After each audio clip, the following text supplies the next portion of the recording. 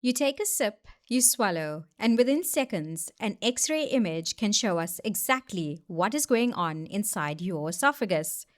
But what actually happens during a barium swallow test?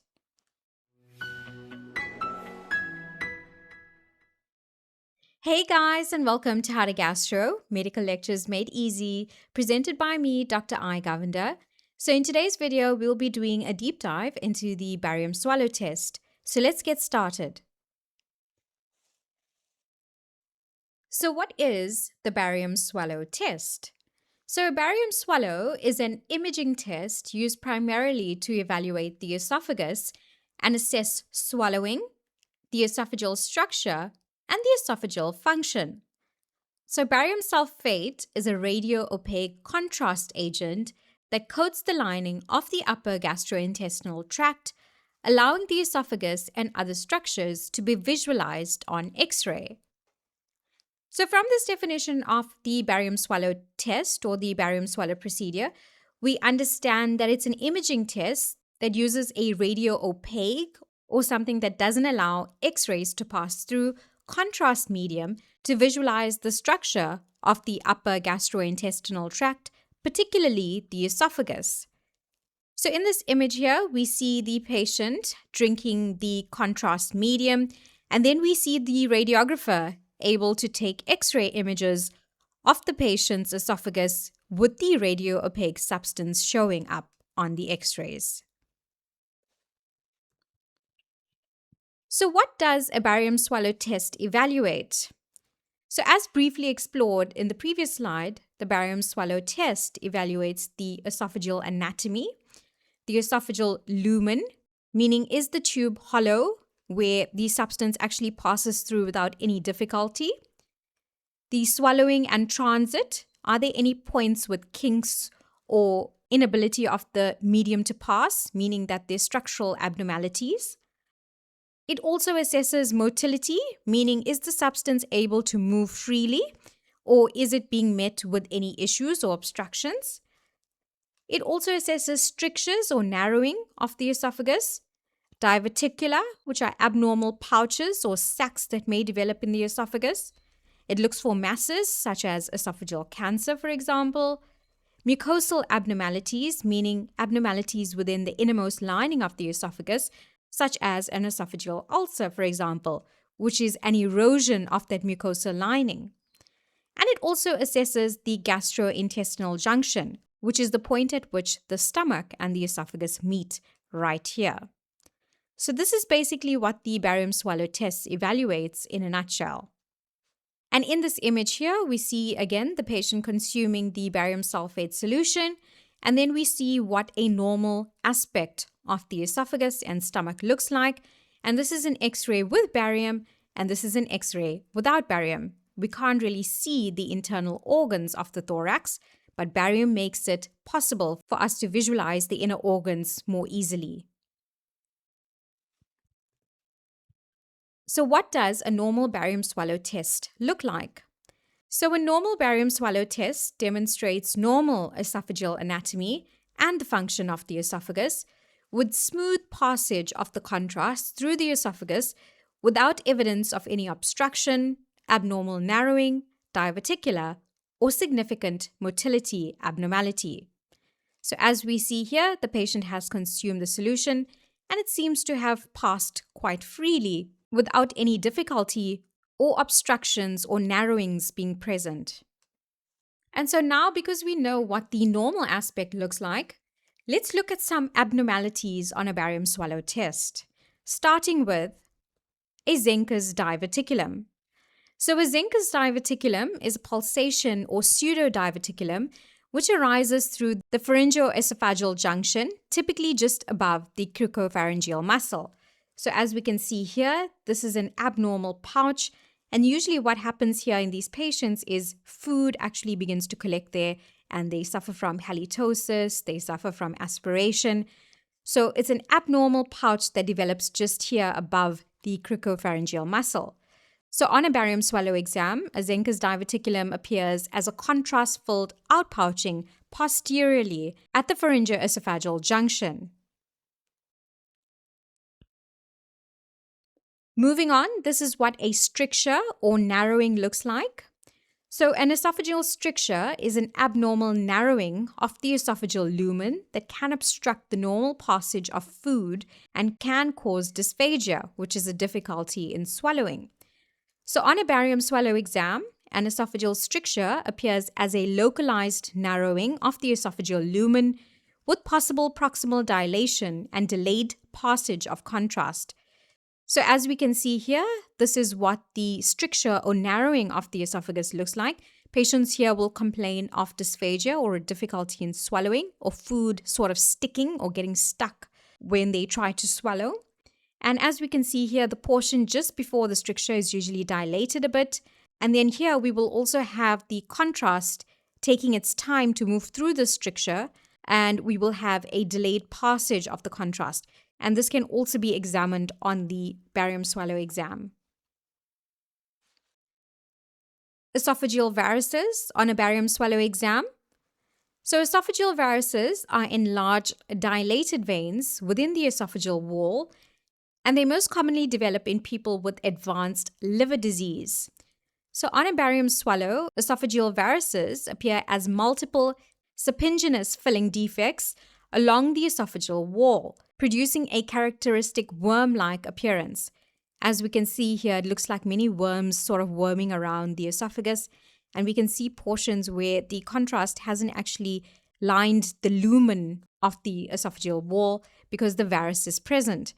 And this is that snake-like or worm-like appearance that is characteristic for esophageal varices. So what does esophageal cancer look like on a barium swallow? So typical barium swallow findings in esophageal cancer may include irregular lumen narrowing. So again here we will have a sort of stricturing, but it's an incomplete stricturing where stricture is sort of neat. As we see here, the cancer has eaten into the lumen from various angles at different lengths. So here it's a sort of uneven stricturing. So we have irregular luminal narrowing. It'll be an asymmetrical or irregular stricture, as we just said. Shouldering of the lesion. Proximal esophageal dilation. Here, the esophagus might be dilated because food is sort of collecting here and unable to push past. So this muscle here will get weaker and weaker and more dilated. And sometimes we can also have contrast holding or a delayed passage of contrast, similar to what we saw in the stricture slide. So the patient here will complain of progressive dysphagia, progressive difficulty in swallowing, which often begins with solids and then progresses to liquids as the lumen becomes increasingly obstructed. So this is one of the symptoms, dysphagia, but of course, patients will also have maybe inflamed lymph nodes close by that may be inflamed. They may also be vomiting blood, and they will also have significant weight loss as well. An esophageal web on a barium swallow. So esophageal webs refer to a partial esophageal constriction caused by a thin mucosal membrane forming, or the inner layer of the esophagus causing a membrane to form, projecting into the esophageal lumen. So the innermost layer here just makes a small kink into the lumen, causing a web. So on barium swallow, an esophageal web appears as a thin shelf-like filling defect projecting into the esophageal lumen, typically along the anterior cervical esophagus. So as we can see, this is the cervical spine, and it usually typically occurs just in front of the cervical spine. Esophageal ulcers on a barium swallow. So an esophageal ulcer is an erosive sore that forms in the wall of the esophagus. So remember again, esophageal ulcers can form in patients, for example, who suffer from chronic gastroesophageal reflux disease, and that will cause an erosion in the wall of the esophagus. And what will happen is, as the contrast passes through, it will tend to collect there in a circular sort of shape. So on a barium swallow, an esophageal ulcer appears as a small localized collection of contrast within an ulcer crater along the esophageal wall. Gastroesophageal reflux disease on a barium swallow. Gastroesophageal reflux disease, or GERD, occurs when stomach contents repeatedly flow back upwards into the esophagus, resulting in many symptoms or complications. So on a barium swallow exam, gastroesophageal reflux may be demonstrated by retrograde passage of contrast from the stomach into the esophagus, and associated findings may include a hiatal hernia, an esophageal ulcer, as we saw in the previous slide, or abnormalities at the gastroesophageal junction. So as we see here, contrast is actually moving back upwards, which it shouldn't be. And sometimes these patients can have a hernia, and sometimes there can be esophageal ulcers that may develop as well. An esophageal diverticulum on a barium swallow. So this is not a Zenker's diverticulum, which occurs above the cricopharyngeal muscle. This is a diverticulum, or a sac-like pouch that develops in the body of the esophagus itself. So an esophageal diverticulum is an outpouching of the esophageal wall that may retain swallowed material. So on barium swallow, it appears as a contrast-filled outpouching extending from the esophageal lumen itself. Then we can have diffuse esophageal spasms on a barium swallow. So esophageal spasms are a condition characterized by uncoordinated contractions of the esophagus, which may cause difficulty in swallowing, which is dysphagia and regurgitation. So the classic barium swallow appearance in esophageal spasms is a corkscrew or rosary bead esophagus caused by abnormal simultaneous esophageal contractions. So as we see here, it's sort of a rosary bead effect or a corkscrew effect. We have the in and out sort of contractions which lead to this appearance on X-ray. A Schatzki ring on barium swallow. So a Schatzki ring is a thin circumferential narrowing of the lower esophagus. So remember, in the web, it was the mucosal layer only, but now we've got the entire circumference of the esophagus that narrows at a specific point, typically located near the gastroesophageal junction. So on barium swallow, a Schatzki ring appears as a thin, smooth, circumferential narrowing of the distal esophagus. Achalasia on a barium swallow. So achalasia is a form of esophageal dysmotility characterized by a loss of normal distal esophageal peristalsis and failure of the lower esophageal sphincter to relax. So here we've got the distal or the distant portion of the esophagus and the actual lower esophageal sphincter failing to relax. So key features here of achalasia on a barium swallow include loss of normal distal esophageal peristalsis, meaning poor motility in this region, failure of the lower esophageal sphincter to relax. So the sphincter here between the lower esophagus and the stomach, there's a failure of this portion to relax. A dilated esophagus, and this is the distal esophagus that we're speaking about, and distal tapering at the gastroesophageal junction. So as we see here, there's this tapering or a bird beak appearance. So this is the beak of the bird and that's the body of the bird. So we have a bird beak appearance, or this is sometimes referred to as a rat's tail appearance at the gastroesophageal junction. And finally, a hiatal hernia. So a hiatal hernia occurs when part of the stomach protrudes through the esophageal hiatus of the diaphragm into the chest, and the diaphragm normally has a small opening, which is referred to as a hiatus, through which the food tube, the esophagus, passes on as its way to connect to your stomach. So the stomach can push up in some cases through this opening and can cause a hiatal hernia. So as we can see, we have a portion of the stomach which has now found its way into the esophageal space or into the thoracic cavity.